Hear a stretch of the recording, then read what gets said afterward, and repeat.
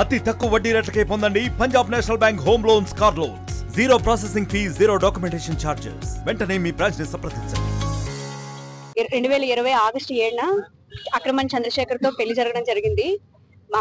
మా అత్త పేరు అక్రమాని సూర్యకుమారి, మా బావగారి పేరు అక్రమాని లోవరాజు. నాకు పెళ్ళైనప్పటి నుంచి నన్ను చాలా ఇబ్బంది పెట్టారు, శారీరకంగా మానసికంగా. కానీ నేను ఏ రోజు బయటపడలేదు. ఎప్పటికైనా ఆడపిల్ల జీవితం కదా, సర్దుకొని వెళ్ళిపోవాలి అని అనుకున్నాను. ఈ టార్చర్ నేను భరించలేక, ఈ హరాస్మెంట్ భరించలేక నేను 2024 జనవరి 1న నేను సూసైడ్ చేసుకున్నాను. అప్పుడు నేను దేవుడి దయ వల్ల నేను మెడికల్ హాస్పిటల్లో ట్రీట్మెంట్ తీసుకొని నేను బయటపడ్డాను. అప్పటి నుంచి నేను మా అమ్మగారి ఇంటి దగ్గర ఉన్నాను. నన్ను ఎప్పుడు ఏంటంటే నా పెళ్ళైనప్పటి నుంచి, నా బిడ్డ పుట్టిన తర్వాత నుంచి నా బిడ్డని నన్ను వేరు చేసి నన్ను మానసికంగా చాలా ఇబ్బంది పెట్టారు. శారీరకంగా కొట్టేవారు, చార్జర్తో కొట్టేవారు, బెల్ట్ తో కొట్టేవారు, కాలుతో తన్నేవారు, బూతులు మాట్లాడేవారు. మా అత్తగారు అక్రమాని సూర్యకుమారి.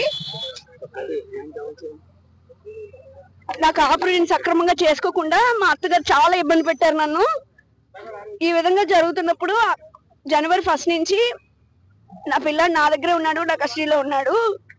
ఏప్రిల్ వరకు అటు ఇటు తిరిగేవాడు. ఏప్రిల్ 22న నా దగ్గర నుంచి నా కొడుకుని నన్ను కొట్టి, మా ఇంట్లో వాళ్ళని కొట్టి, దుర్భాషలాడి చాలా గట్టిగా కొట్టారు. అప్పుడు కూడా మేము పోలీసులకి ఇన్ఫార్మ్ చేయలేదు. నేను సూసైడ్ అటెంప్ట్ చేసుకునే అప్పుడు కూడా మేము పోలీసులకి ఇన్ఫార్మ్ చేయలేదు. అలాగే నేను ఇంట్లో టార్చర్ పడుతున్నప్పుడు కూడా మేము పెద్ద మనుషుల దగ్గరికి వెళ్ళలేదు. నేను సూసైడ్ అటెంప్ట్ చేసిన తర్వాత మా నాన్నగారు పెద్ద మనుషుల దగ్గరికి వెళ్ళడం జరిగింది. ఆ పెద్ద మనుషులు కూడా ఏ రకమైన న్యాయం మాకు చేయలేకపోయారు. ఎందుకంటే వాళ్ళు ఆర్థికంగా కొంచెం మంచి పొజిషన్ లో ఉండడం వల్ల మాకు న్యాయం చేయలేము. మమ్మల్ని ఒక పేదవారిగా చూసి మాకు అన్యాయం చేశారు అందరూ కలిపి. మా నాన్నగారు చాలా ఇబ్బంది పెట్టారు వాళ్ళు. మా ఇంటికి వచ్చి నేను మా అమ్మగారి ఇంటి దగ్గర నేను ఉన్నా కూడా నన్ను 3-4 సార్లు ఇంటికి వచ్చి కొట్టారు. మా అమ్మని కొట్టారు, విచక్షణ రహితంగా కొట్టారు మా అమ్మని.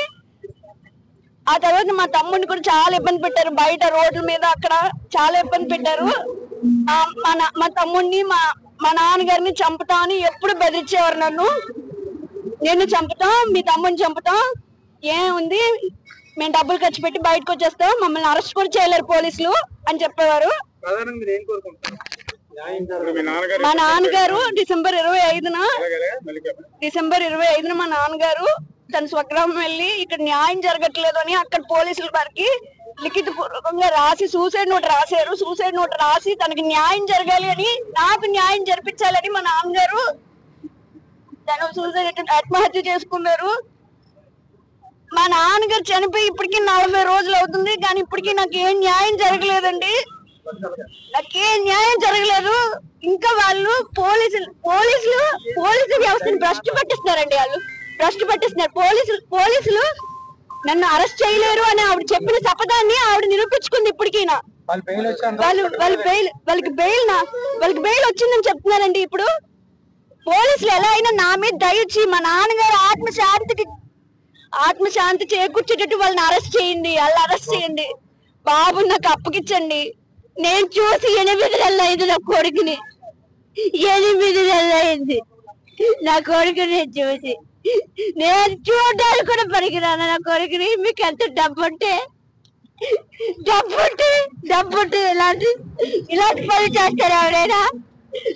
డబ్బు లేదని ఆ రోజు మీకు తెలియదు. మరిన్ని వీడియోస్ కోసం ఛానల్ ని సబ్స్క్రైబ్ చేయండి. లేటెస్ట్ అప్డేట్స్ కోసం వాట్సాప్ ఛానల్ ని ఫాలో అవ్వండి. ఆ లింక్ డిస్క్రిప్షన్ లో ఉంది.